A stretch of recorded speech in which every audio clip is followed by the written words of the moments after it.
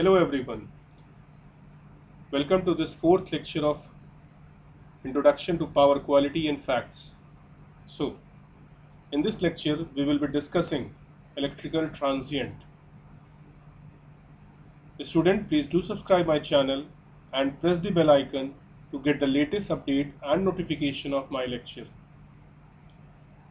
Moving to the next slide. Contents are, this is the unit third topic, electrical transient. So, the topic is source of overvoltage, capacitor switching. In capacitor switching, we are going to discuss advantage of capacitor switching, drawbacks of capacitor switching, control techniques, control variables, power quality problems, how transients are generated during capacitor switching, magnitudes of the transient generated, disturbance due to the transient generated, and magnification of capacitor switching transient. Now, moving to the next slide. Yes, source of overvoltage. There are two main sources of transient overvoltage on utility system. First, capacitor switching, and second, lightning. The transient overvoltage can be generated high frequency, load switching and lightning, medium frequency, capacitor energizing, and last, low frequency. These are the 3 points by which transient overvoltage can be generated. Okay, now moving to the next slide. Yes, capacitor switching. Capacitor switching is one of the most common switching event on utility system. Capacitors are used to provide reactive power in units of VAR to correct the power factor, which reduces losses and support the voltage on the system. Okay, what are the advantages of capacitor switching? They are very economical and generally trouble-free means of accomplishing the above mentioned task. Second, the alternative method such as the use of rotating machines and electronic VAR compensator are much more costly or have high maintenance cost. Thus, the use of capacitor on power system is comparatively cheaper and common. Okay, these are the few advantages of capacitor switching. Moving to the next slide. Yes, drawbacks of capacitor switching. The use of capacitor yields oscillatory transient when switched. These are the main disadvantage of capacitor switching. Now, what is the C point? Capacitor switching, control technique, control variable. First, some capacitors are energized all the time, a fixed band, while other are switched according to the load level. Point number second, various control means including time, temperature, voltage current, and reactive power are used to determine when the capacitors are switched. Now, moving to the next point. It is common for control to combine two or more of these functions, such as temperature with voltage override. These are the control techniques for capacitor switching. Now, what is power quality problem? The common symptoms of power quality problem related to utility capacitor switching over voltage are that the problem appears at nearly the same time each day. On disturbance feeder with an industrial load, capacitors are frequently switched by time clock in anticipation of an increases in load with the beginning of the working day.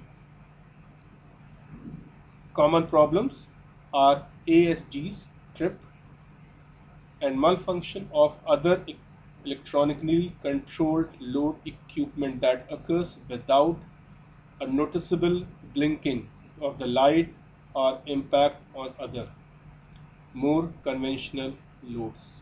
These are the problems which we are facing in power system. Now, moving to the next slide. How transients are generated during capacitor switching. How transients are generated during capacitor switching. Figure 3.1. This is figure 3.1.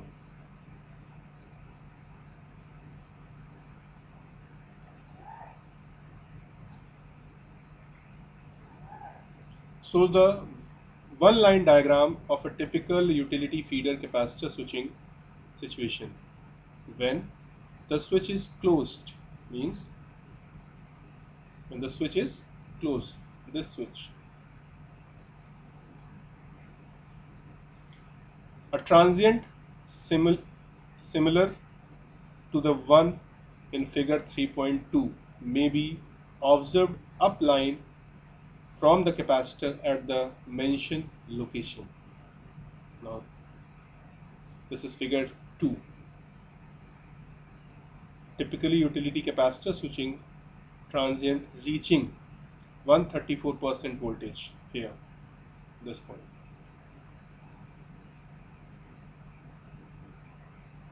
This is transient switching. Now,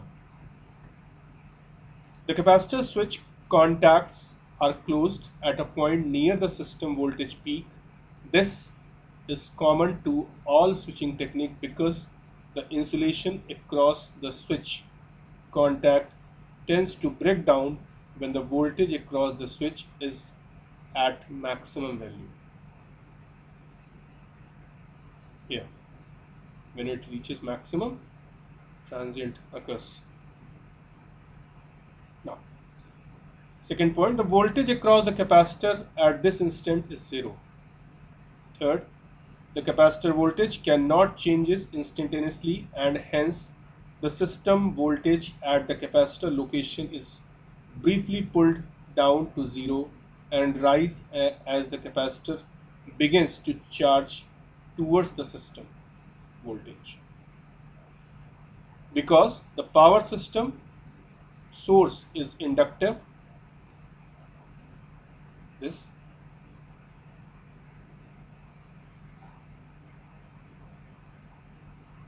inductive, the capacitor voltage overshoot the rings at the natural frequency of the system. At the monitoring location shown, the initial change in voltage will not go completely to 0 because of the impedance between the observation point and the switched capacitor. Here, feeder impedance. However, the initial drop and subsequent ringing transient, that is inductive, of a capacitor switching event will be observable to some degree. Now move to the next slide. Magnitude of the transient generated. The overshoot will generate a transient between 1.0 to 2.0 per unit depending on the system damping. In this case, the transient observed at the monitoring location is observed 1.34 per unit. Utility capacitor switching transient are commonly in the 1.3 to 1.4 per unit range but have also been observed near the theoretical maximum. Okay. Now, disturbance due to the transient generated. The transient shown in the oscillogram propagate into the total power system and will generally pass through three distribution transformer into customer load facilities by nearly the amount related to the turn ratio of the transformer. If there are capacitor on the secondary system, the voltage may actually be magnified on the load side of the transformer if the natural frequency of the system are properly aligned. While such brief transient up to 2.0 per unit are not generally damaging the system insulation, they can often cause misoperation of electronic power conversion devices. Now move to the next slide. Controllers may interrupt the high voltage as a sign that there is an impending dangerous situation and subsequently disconnect the load to be safe. The transient may also interfere with the gating of thyristor. These are the few problems. Disturbance. Switching off grounded by transformer bank may also result in unusual transient voltage in the local grounding system due to the current surge that accompanies the energization. Figure 3.3 shows the phase current observed for the capacitor switching incident described in the preceding text. The transient current flowing in the feeder peaks at nearly 4 times the load. Nearly 4 times the load current. Now moving to the next slide. These are the feeder current associated with capacitor switching diagram. Now, magnification of capacitor switching transient. A potential side effect of adding power factor correction capacitor at the customer location is that they may increase the impact of utility capacitor switching transient on load use equipment. There is always a brief voltage transient of at least 1.3 to 1.4 per unit when capacitor banks are switched. The transient is generally no higher than 2.0 per unit on the primary distribution system, although undergrounded capacitor bank may yield somewhat higher values. Load side capacitors can magnify this transient over voltage at the end user bus for certain voltage, low voltage capacitor and step down transformer size. The circuit of concern for this phenomena is illustrated in figure 3.4.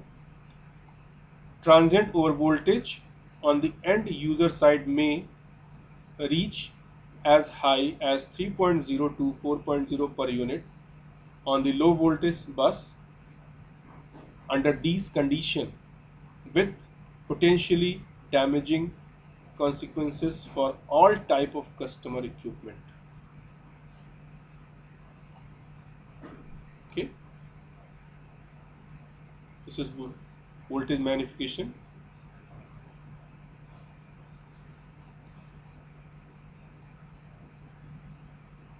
The customer power factor correction or step down transformer is therefore usually not a practical solution. One solution is to control the transient over voltage at the utility capacitor. Some of the control techniques are given below. First, at the customer location, high energy surge arresters can be applied to limit the transient voltage magnitude at the customer bus.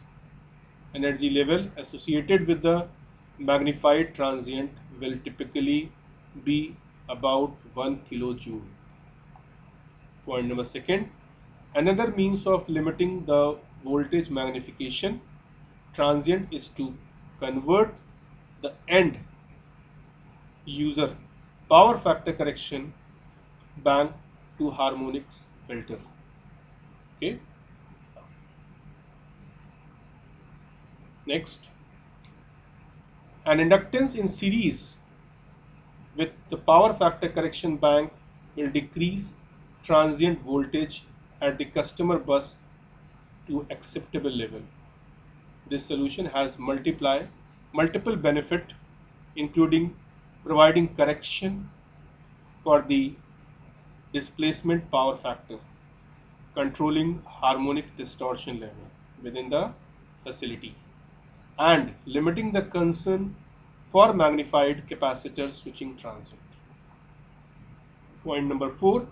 In many cases, there are only a small number of load devices such as adjustable speed motor drive that are adversely affected by transient. It is frequently more economical to place line reactor in series with drives to block the high frequency magnification transient. Point number 5. A 3% reactor is generally effective while offering only a small impedance to power frequency current.